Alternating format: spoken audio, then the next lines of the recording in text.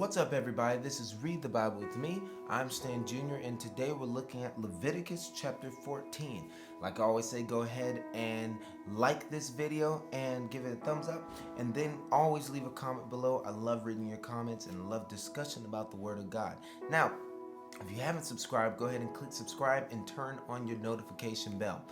We're reading the Bible every single day, one chapter a day. So if you ever have struggles with reading your Word, here I am. We're reading it together. I'm going to make sure you read it.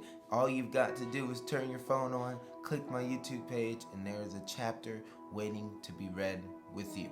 All right, so let's look at chapter 14. This is the law for cleansing lepers. It says, "The Lord spoke to Moses, saying, This shall be the law of the leprous person for the day of his cleansing. He shall be brought to the priest, and the priest shall go out of the camp, and the camp shall look. Then, if the case of the leprous disease is healed in the leprous person, the priest shall command them to take for him who is to be cleansed 2 live clean birds, and cedar wood, and scarlet yarn, and hyssop. And the priest shall command them to kill one of the birds in the earthenware vessel over fresh water. He shall take the live birds with the cedar wood, and the scarlet yarn, and the hyssop, and dip them and the live bird in the blood of the bird that was killed over the fresh water. And he shall sprinkle it 7 times on him who is to be cleansed of the leper's disease. Then he shall pronounce him clean, and shall let the living bird go into the open field. And he who is to be cleansed shall wash his clothes, and shave off all his hair, and bathe himself in water, and he shall be clean. And after that he may come into the camp, but live outside his tent 7 days. And on the 7th day he shall shave off all his hair from his head, his beard, and his eyebrows. He shall shave off all his hair, and then he shall wash his clothes, and bathe his body in water, and he shall be clean. And on the 8th day he shall take 2 male lambs without blemish, and 1 ewe lamb a year old without blemish, and a grain offering of 3/10 of an ephah of fine flour mixed with oil, and 1 log of oil.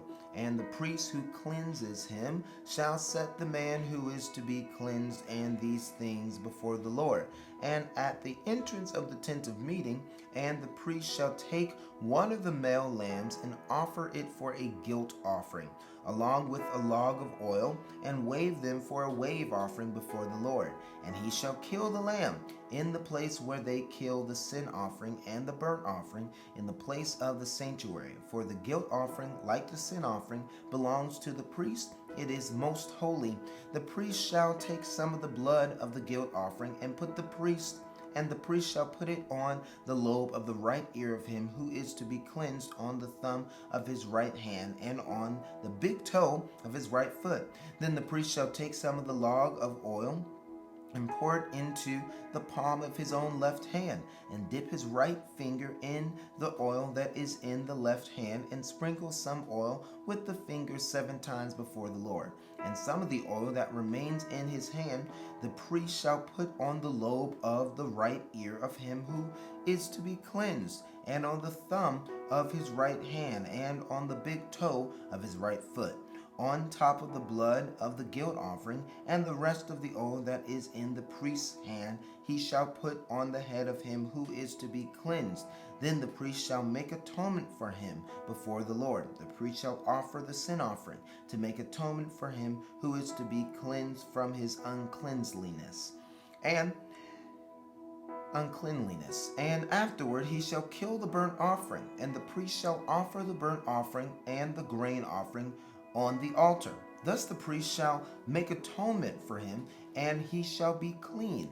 But if he is poor and cannot afford so much, then he shall take 1 male lamb for a guilt offering, to be waved to make atonement for him, and 1/10 of an ephah of fine flour mixed with oil for a grain offering, and a log of oil. Also 2 turtle doves or 2 pigeons, whichever he can afford. The one shall be a sin offering, and the other a burnt offering. And on the 8th day he shall bring them for his cleansing to the priest, to the entrance of the tent of meeting before the Lord, and the priest shall take the lamb of the guilt offering and of the log of oil, and the priest shall wave them for a wave offering before the Lord, and he shall kill the lamb of the guilt offering. And the priest shall take some of the blood of the guilt offering and put it on the lobe of the right ear of him who is to be cleansed, on the thumb of his right hand, and on the big toe of his right foot. And the priest shall pour some of the oil into the palm of his own left hand, and he shall sprinkle with his right finger some of the oil that is in his left hand 7 times before the Lord. And the priest shall put some of the oil that is in his hand on the lobe of the right ear of him who is to be cleansed, on the thumb of the right hand, and on the big toe of his right foot, in the place where the blood of the guilt offering was put. And the rest of the oil that is in the priest's hand he shall put on the head of him who is to be cleansed, to make atonement for him before the Lord. And he shall offer of the turtle doves or pigeons, whichever he can afford, one for a sin offering and the other for a burnt offering, along with the grain offering. And the priest shall make atonement before the Lord for him who is being cleansed. This is the law for him in whom is a case of leprous disease, who cannot afford the offerings of his cleansing. The Lord spoke to Moses and Aaron, saying, When you come into the land of Canaan, which I give you for a possession, and I put a case of leprous disease in a house in the land of your possession, then he who owns the house shall come and tell the priest, There seems to me to be some case of disease in my house. Then the priest shall command that the empty house, before the priest goes to examine the house, the disease, lest all that is in the house be declared unclean. And afterward the priest shall go in to see the house, and he shall examine the disease. And if the disease is in the walls of the house with greenish or reddish spots, and if it appears to be deeper than the surface, then the priest shall go out of the house to the door of the house and shut up the house 7 days. And the priest shall come again on the 7th day and look. If the disease is spread in the walls of the house, then the priest shall command that they take out the stones in which is the disease and throw them into an unclean place outside the city. And he shall have the inside of the house scraped all around, and the plaster that they scrape off they shall pour out in an unclean place outside the city. Then they shall take the other stones and put them in the place of those stones, and he shall take other plaster and plaster the house. If the disease breaks out again in the house after he has taken out the stones and scraped the house and plastered it, then the priest shall go and look. And if the disease has spread in the house, it is a persistent leprous disease in the house. It is unclean, and shall break down the house, its stones and timber, and all the plaster of the house, and he shall carry them out of the city to an unclean place. Moreover, whoever enters the house while it is shut up shall be unclean until the evening, and whoever sleeps in the house shall wash his clothes, and whoever eats in the house shall wash his clothes. But if the priest comes and looks, and if the disease has not spread in the house after the house was plastered, then the priest shall pronounce the house clean, for the disease is healed. And for the cleansing of the house he shall take 2 small birds with cedar wood and scarlet yarn and hyssop, and shall kill one of the birds in the earthenware vessel over fresh water, and shall take the cedar wood and the hyssop and the scarlet yarn along with the live bird, and dip them in the blood of the bird that was killed and in the fresh water, and sprinkle the house 7 times. Thus he shall cleanse the house with the blood of the bird, and with the fresh water, and with the live bird, and with the cedar wood and hyssop and scarlet yarn. And he shall let the live bird go out of the city into the open country. So he shall make atonement for the house, and it shall be clean.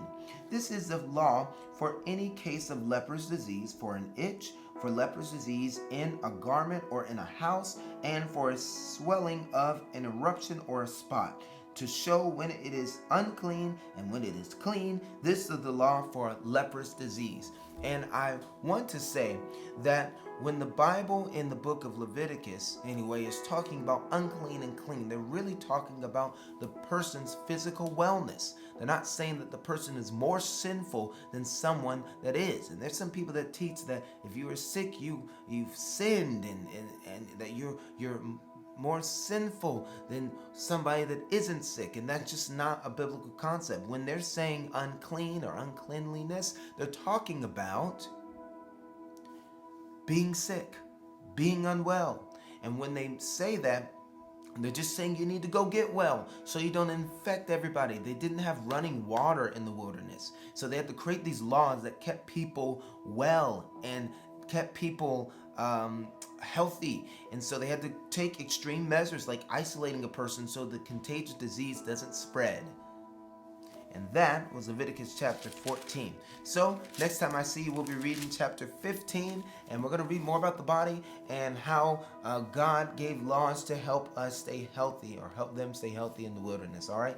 God bless you. If you'd like to support, go ahead and click the link in my description box, and you can support. Become a patron today. Don't wait on it. I really would love your support. All right. God bless you. See you next time.